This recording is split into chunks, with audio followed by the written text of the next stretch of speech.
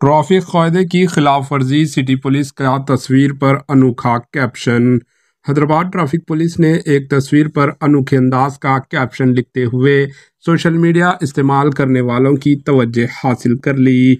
Hyderabad traffic police ने social media के अहम प्लेटफॉर्म ट्विटर एक्स पर एक शख्स की बाइक चलाते हुए तस्वीर को पोस्ट करते हुए लिखा, आपका टोटल 1000 रुपये है, तेलुगु में मीदी मुत्तम 1000 आइंदी।